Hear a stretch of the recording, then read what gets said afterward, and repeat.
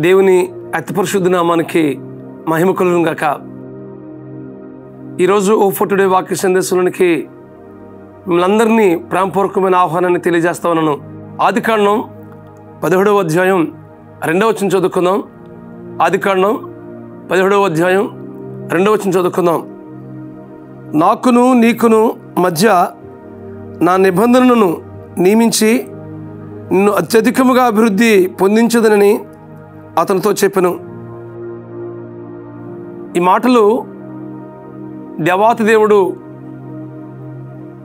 అబ్రహాముతో మాట్లాడుతున్న మాటలు ఇవి.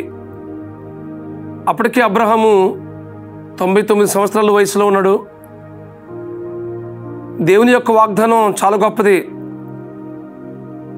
దేవుడు అంతకుముందే వాగ్దానం చేశాడు, నీకు సంతానాన్ని కలుగు చేస్తానని, ఇసుకలేని వలె ఆకాశ జ్యోతుల వలె నీ సంతానాన్ని అభివృద్ధి చేస్తానని దేవుడు ఇంతకుముందు వాగ్దానం చేశాడు. ఆ వాగ్దానాన్ని మరలా జ్ఞాపకం చేస్తున్నాడు. అంత మాత్రమే కాదు, కానీ నాకును నీకును మధ్య నా నిబంధన చేస్తాను అంటున్నాడు. అదే 7వ వచనంలో మనం చూసినట్లయితే, నేను నీకును నీ తర్వాత నీ సంతానమునకును దేవుడినై ఉండినట్లు నాకును నీకును నీ తర్వాత వారి తరములలో నీ సంతతికి మధ్య నా నిబంధనను నిత్య నిబంధనగా స్థిరపరిచేదను అంటున్నాడు. అబ్రాహాముగా పిలువబడుతున్నటువంటి అతనిని అబ్రహాముగా చేశాడు, అనగా అనేక జన్మలకు తండ్రిగా చేశాడు. దేవుడు వాగ్దానం చేస్తాడంటే ఆ వాగ్దానాన్ని తప్పక నెరవేరుస్తాడు. ఇక్కడ మనం చూసినట్లయితే అబ్రహాముని అత్యధికముగా ఆశీర్వదించి అభివృద్ధి పొందినట్లుగా మనం చూస్తూ ఉన్నాం. కారణం ఏంటంటే, దేవునికి సంపూర్ణమైనటువంటి విధేయత చూపించిన దాన్ని బట్టి, అలాగే పరిపూర్ణమైనటువంటి విశ్వాసాన్ని కనబరిచిన దాన్ని బట్టి అబ్రహాముని మరి అనేక జన్మకు తండ్రిగా చేయబోతున్నాడు. అంత మాత్రమే కాదు, కానీ తన నిబంధనను నిత్య నిబంధనగా తనకు మాత్రమే కాదు, కానీ ఆ రాబోయే తరం కూడా ఆయన నిబంధన చేస్తామన్నాడు. ఈ వాక్యం ఉంటున్న మీ జీవితాల్లో దేవుడు మీ జీవితాల్లో కూడా తన నిబంధనని స్థిరపరచాలని ఆశపడుతున్నాడు.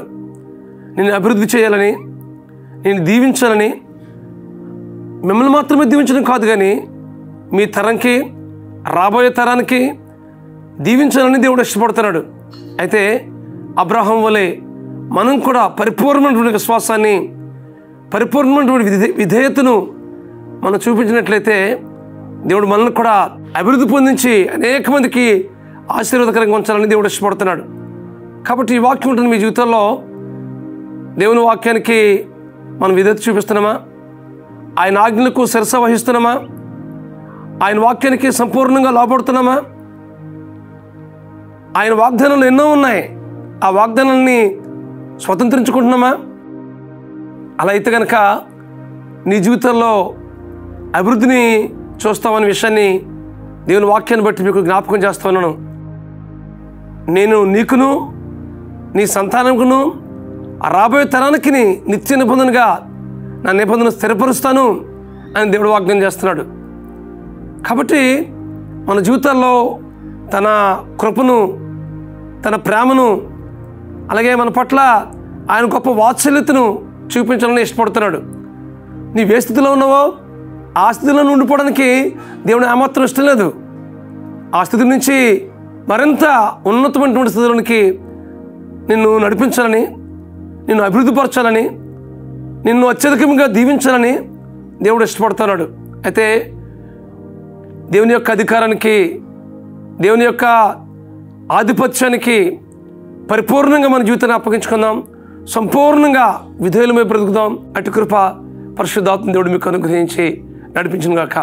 ప్రార్థన చేసుకుందాం.